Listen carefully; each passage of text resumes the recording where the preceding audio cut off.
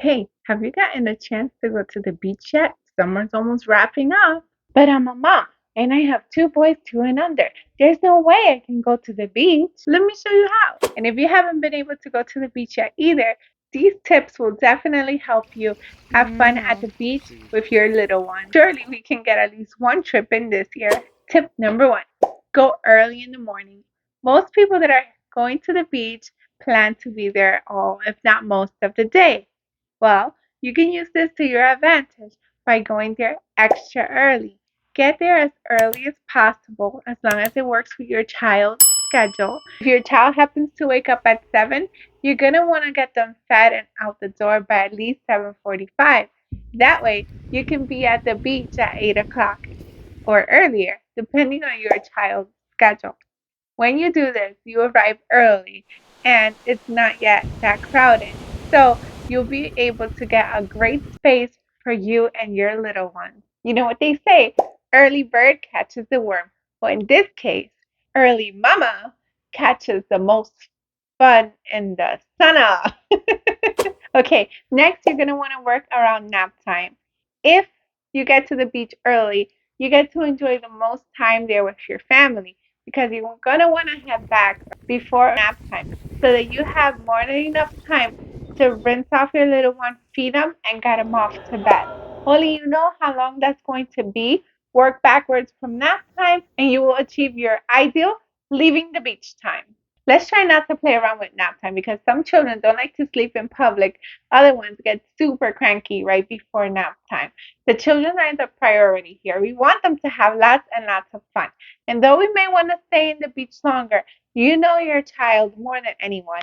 And if you know that they are not going to sleep at that beach, take one for the team and get your child on home. There'll be other times to go to the beach for a longer period of time when they're older. But for now, let's let them enjoy themselves and make them the priority because they are. And that brings me perfectly into my next tip. Don't be all or nothing. You're not going to want to be all or nothing about these things. Just because you can only go 1 or 2 hours at this point in time doesn't mean that you shouldn't go at all.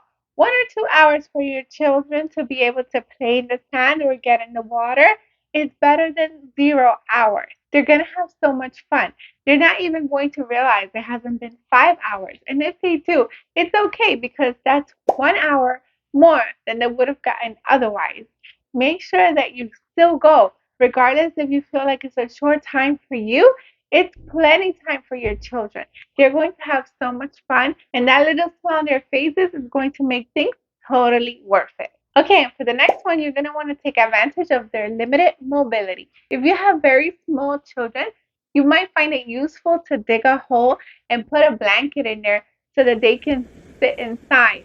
Or even better, for a nice cooling experience, get a shower liner from the Dollar Tree and dig a hole big enough for them to sit in and play in.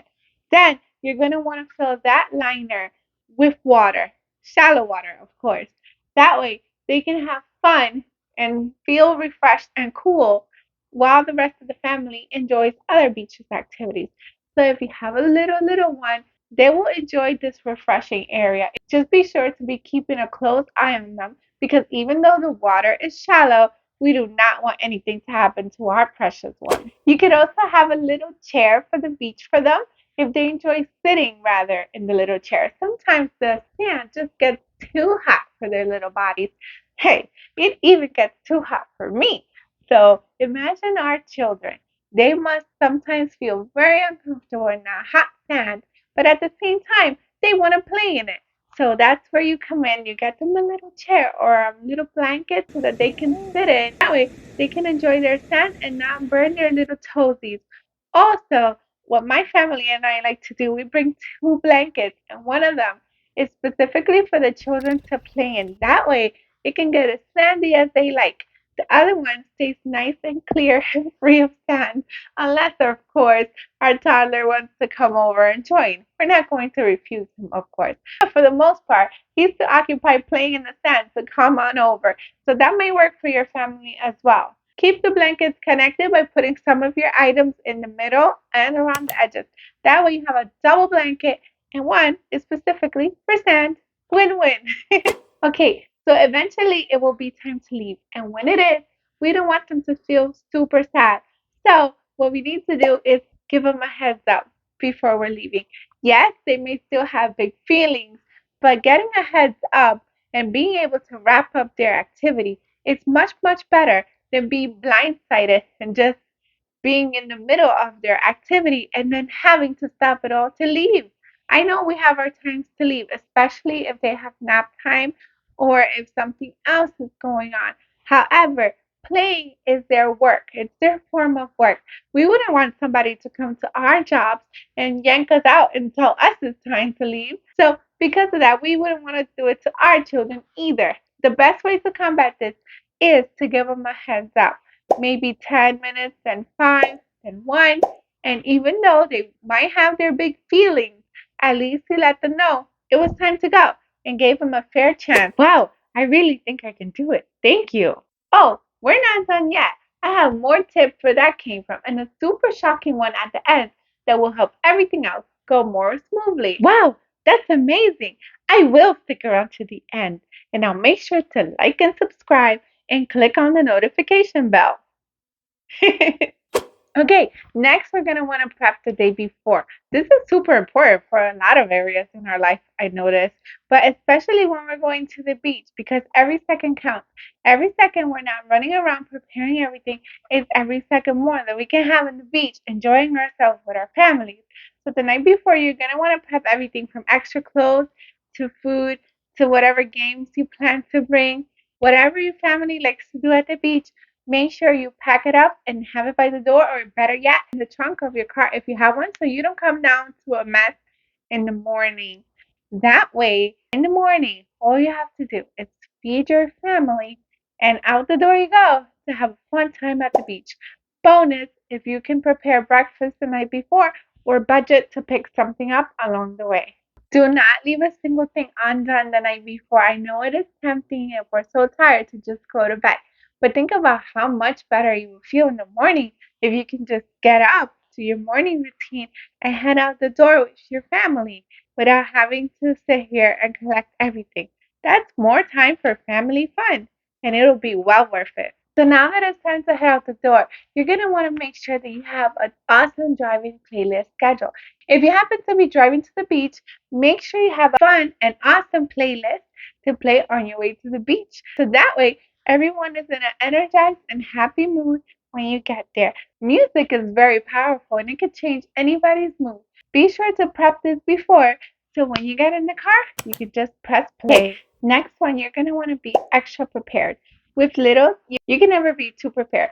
Make sure you bring games, books, toys, first aid kit, snacks, extra clothes for the extra clothes.